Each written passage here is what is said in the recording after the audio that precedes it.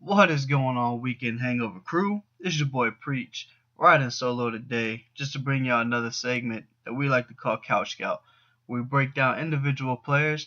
Doesn't have to necessarily be in this year's draft, it could be college or in the pros also. And today's Couch Scout is Montez Sweat, from Mississippi State. This kid is 6'6", 245 pounds.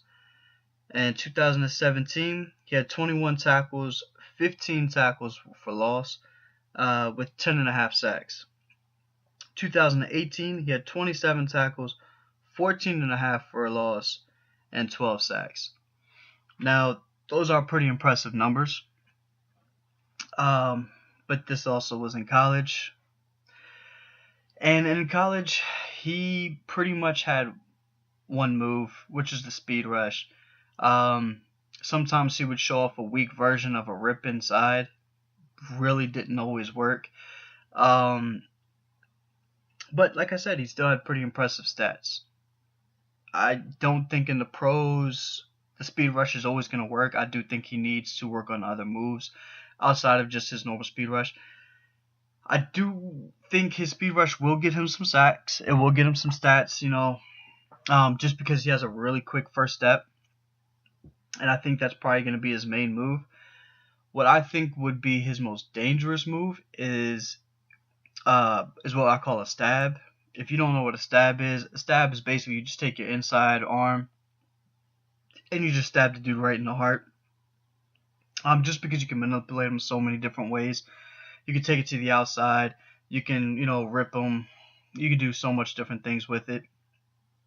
And the reason why I think that would be his most dangerous move in the NFL, if you learn how to do it, is because he is so strong and fast, and he has really, really long arms. So I do think that would be his most dangerous move. He's got to find a way to work on it. Hopefully somebody would teach him. Spin move, just don't even think about a spin move. Just mark that one off of there, just because he has such bad hips. I've seen him attempt a spin move several times. Twice I've seen him fall. Now, he did get back up. He did chase down the play.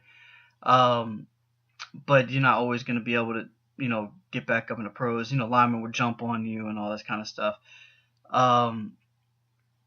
Another time I seen him, he just looked like a flailing doll. His back was just completely turned. So let's just get the spin move out of there. A rip. Doesn't always have great hand placement. I do think that's one of the main things he has to work on, especially if he's trying to do a rip or a swim or anything like that. As he does have really bad hand placement.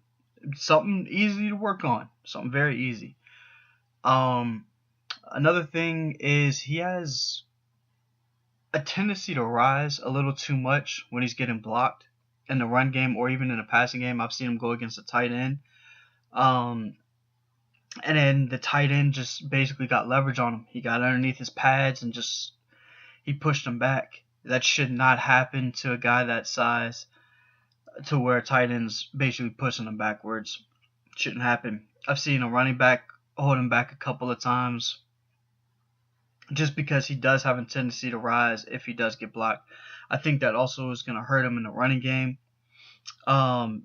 Because the fact that he does rise, a mauler type lineman is just going to basically just get underneath his pads and just send him backwards. I've seen him where he was playing inside to where the lineman basically just threw him into the ground and just kept him there. Drilled him, basically. So another thing I also think he needs to work on is, if he's going to be the outside linebacker across from Kerrigan, is his coverage. He has very bad hips, so I don't think he's going to be able to make that sideline to sideline if he's reading in the backfield. Just because he has bad hips, he's not going to be able to, spin around, play all these type of coverages. I do hope the only coverage he's really going to be playing is something underneath, as far as, in the flats or anything like that. I do think he does struggle sometimes, and this is also going to be another reason why I think it's going to hurt him in the coverage, is he doesn't always seem to read what's going on in the backfield. Um, Now he does, like I said, he does have that high motor, so he keeps, if he gets blocked, he does try to keep moving. He doesn't read what the quarterback is doing, though. He doesn't read what's going on in the backfield.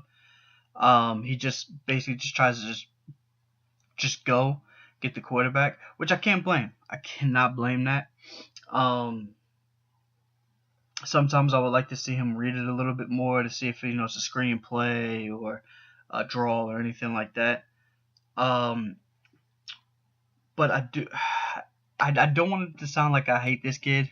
Please don't think that, Redskins Nation. I do understand everyone's excited about him.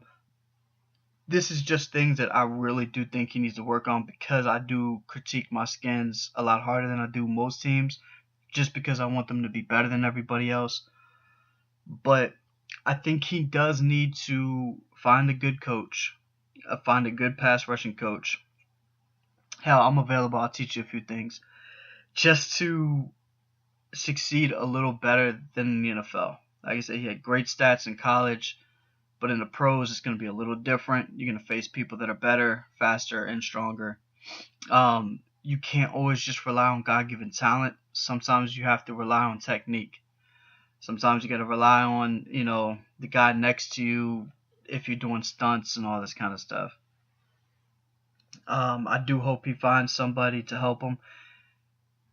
And I hope this person realizes the stab move can be a dangerous move for him. But until next time, if you like the video, like, comment, and subscribe. And we'll be back on the next episode. Peace.